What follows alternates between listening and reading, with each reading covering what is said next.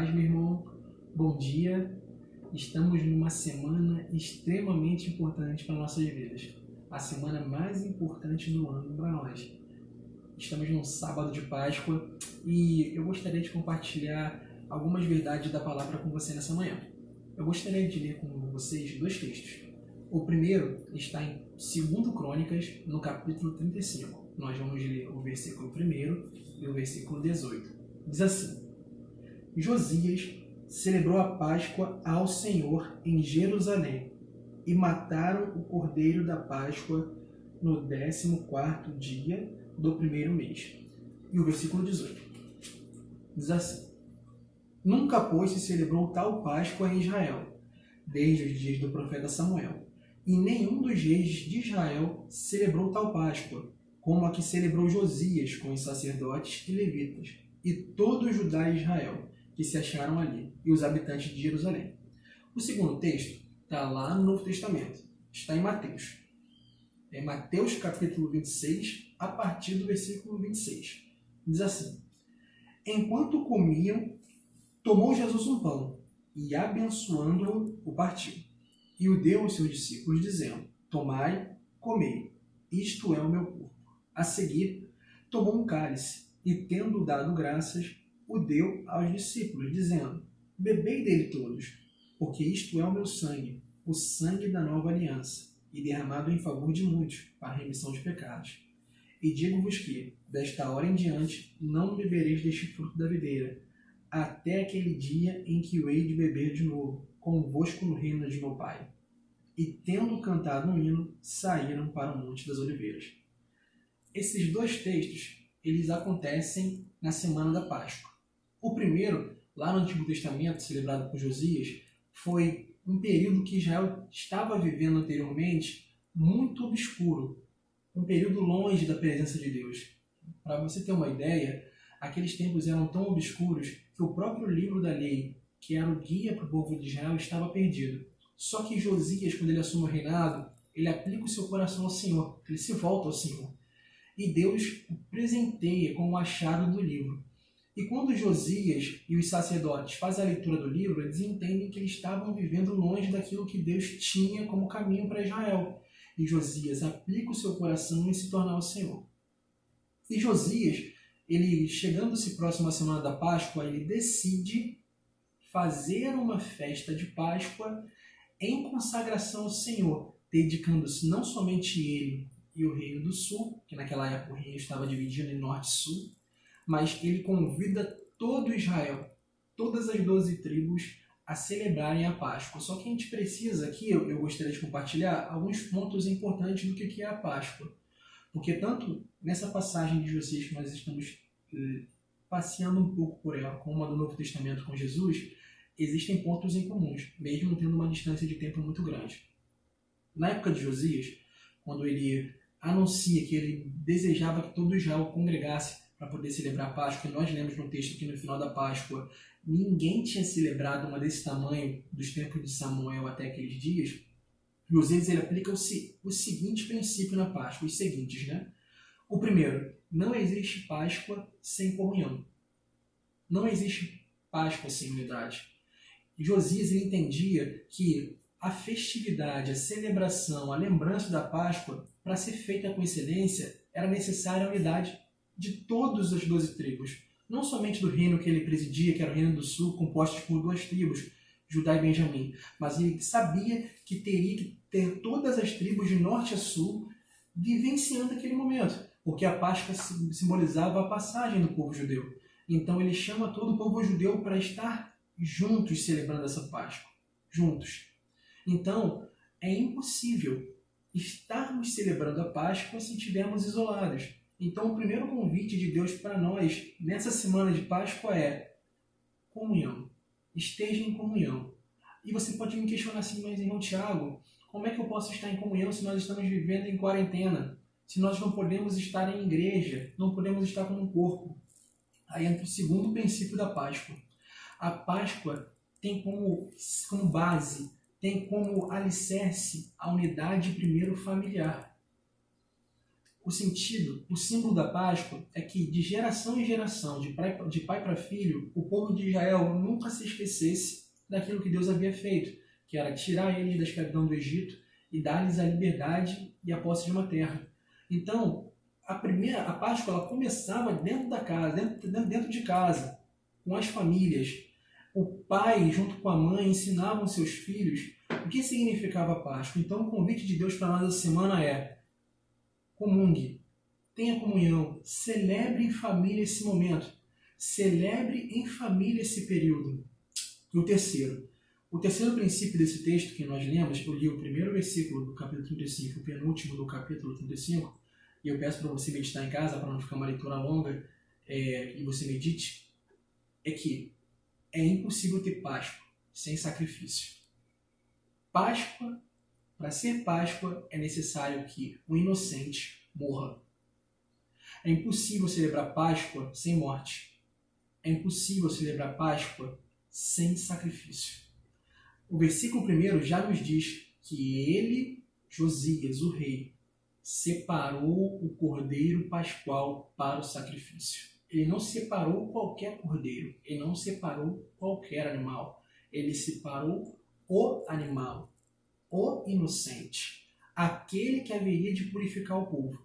Então, meu irmão, nós sempre nos presenteamos nesse período com ovo de chocolate, com chocolate, nós damos presentes, mas Páscoa, para ser Páscoa, é necessário que exista sacrifício, e sacrifício voluntário. O cordeiro era o único animal que poderia ser utilizado para esse sacrifício, porque o cordeiro é o único animal que não reclama na hora da morte. Sacrifício voluntário é um sacrifício sem murmuração e sem reclamação.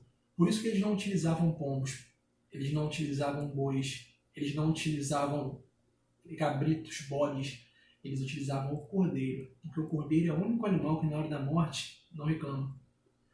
Por isso que Josias, depois que acha a lei do livro e ele reúne todo o povo de Israel com seus núcleos familiares, ele escolhe o animal para esse momento. E por que tem que existir o sacrifício da Páscoa? Para o perdão. Você sabia, meu irmão, que essa era a única ocasião em que existia um sacrifício coletivo por todo o povo? Esse cordeiro que Josias havia separado, que o sacerdote sacrificou, era o cordeiro que levava o pecado de toda a nação de Israel. Ou seja, era necessário um sacrifício para o perdão de todo o povo, do menor ao maior, do rico ao pobre, do homem, da mulher e da criança. Aquele cordeiro inocente que Josias havia separado com amor a Deus, ele carregaria o pecado de todo o povo. Então, de todos os momentos importantes da história de Israel, de todas as festas celebradas do ano, o único animal, o único sacrifício que tinha capacidade de levar o pecado de todo o povo era o animal sacrificado na Páscoa. E aí nós lemos depois de Mateus capítulo 26, no versículo 26. Vamos ver se esse princípio ele continua? Jesus está, de novo, no mesmo período de Josias, por mais que exista uma separação de tempo, mas a semana é a mesma, semana de Páscoa, celebrando. Se você ler os versículos anteriores, os discípulos se preocupam com a semana da Páscoa. Eles perguntam ao nosso Senhor: Senhor, como o Senhor quer que nós preparemos, que nós demos início, que existam os preparativos para a Páscoa? Jesus vai dizer para eles: olha, vocês vão a um lugar, pedir um jumentinho, pedir um lugar, e essa pessoa que vai pedir um lugar, ela vai conceder um lugar específico para que nós possamos congregar, termos comunhão. E aí, no texto que nós lemos, eles já estão ao redor da mesa. Propositalmente, eu não falei isso no primeiro texto, mas a Páscoa era necessário que a família estivesse ao redor da mesa para poder comer da mesma forma que o povo de Israel comeu na noite que precedeu a saída do Egito. Que todos comessem depressa para poder sair, se tornarem livres. E aqui o princípio continua. Eles não comeram um cordeiro com um cajado na mão, mas aqui se inicia a minha e a sua história de fé, meu irmão. Jesus aqui, ele dá uma nova aliança para mim e para você. Jesus, ele se reúne à mesa. Ele pega o pão e o suco. Dois dos elementos mais importantes da nossa fé. O pão e o suco. O pão e o vinho. E ele vai dar uma nova aliança para a fé que estava nascendo naquele momento. Ele vai dizer que aquele pão e aquele suco de uva, aquele vinho, representariam para sempre o que estava para acontecer. O sacrifício perpétuo. O sacrifício mais importante da história da humanidade. Quando Jesus ele se reúne com os seus discípulos, lembre-se, Páscoa, comunhão, Páscoa, estar ao redor da mesa, Páscoa, sacrifício, ele está mostrando a perfeita celebração de Páscoa. E é essa perfeita celebração que eu quero te convidar, meu irmão. Amanhã nós estaremos em Santa Ceia e eu tenho certeza, irmãos, que será um momento fantástico para a minha vida e para a sua vida, que nós teremos uma experiência sobrenatural. Mas até chegar amanhã no domingo, eu quero convidar você, através do Espírito Santo, a ter um momento com a sua família ao redor da mesa. Tenha um momento em família ao redor da mesa. Pode ser agora pela manhã, no café da manhã, na hora do almoço, na janta. Pode ser amanhã no domingo, também no café da manhã, no almoço, na janta. Mas separe um momento em família e celebre o sacrifício que trouxe o perdão. Lembra?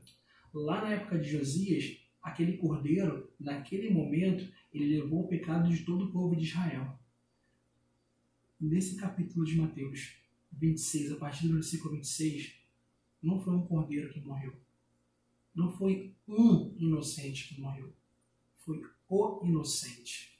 Alguém, o único, que não merecia a morte. Ele se tornou, ele ofereceu o seu corpo como sacrifício. Não para perdoar os pecados de Israel que foram cometidos naquele ano, como o cordeiro de Josias. Mas esse sacrifício de Cristo foi para carregar os pecados de toda a humanidade, desde nosso pai Adão até o fim dos últimos dias. O sacrifício que Jesus voluntariamente se entregou, esteve disposto a fazer, foi um sacrifício que abriu para nós os portões da eternidade. E é isso que eu quero te convidar a fazer nessa semana pascual. Nessa semana, que é a semana que o nosso Cristo foi crucificado e ressuscitou, quero convidar que você não abandone a mesa. Sim, prepare uma mesa maravilhosa. Sim, pode ter chocolate. Você pode comer e beber. Mas, assim como foi feito em Mateus 26, assim como foi feito em 2 Crônicas, no capítulo 35, celebre o sacrifício ao redor da mesa. Celebre o sacrifício com seu pai, com a sua mãe, com seu filho, com a sua filha, com seu esposo, com a sua esposa. Celebre esse sacrifício. Que não foi o sacrifício do nosso sangue, mas foi o sangue do inocente. E através desse sacrifício, eu e você, meu irmão, de acordo com a promessa de Cristo, eu, você e todos que perseverarem até o fim, nos assentaremos na mesa que Abraão, Isaac e Jacó tiveram. Sabe por quê? Olha os últimos versículos do que nós acabamos de ler. O versículo 29 e o versículo 30 do capítulo 26. E digo-lhes que, desta hora em diante, não beberei deste fruto da videira até aquele dia em que o hei de beber de novo convosco no reino do meu Pai. Sabe o que acontece, meu irmão? Sabe o que significa? Essas Páscoas que nós estamos celebrando todo ano não passam de um treinamento para a celebração daquele dia. Jesus está se abstendo no fruto da videira desde essa época da ceia, para que no dia em que nós voltarmos a celebrar com Ele, meu irmão, todos os lavados e remidos pelo sangue do Cordeiro possam em alegria ao redor da mesa celebrar com o Cordeiro que é o nosso Cristo. Meu querido, eu, você e todos aqueles que creem na volta de Cristo e perseveram para que possa estar preparado para esse momento, nós vamos celebrar a mesa junto com o nosso Jesus. Então treine. Treine ao redor da sua mesa hoje. Treine ao redor da sua mesa amanhã. Treine, meu irmão, ao redor da mesa a celebração desse sacrifício. Que Deus abençoe essa semana pascual. Que Deus abençoe seu sábado. Prepare-se, treine, chame sua família. Você não coma fora da mesa nesses dias. Não coma no seu quarto. Não coma no quintal sozinho.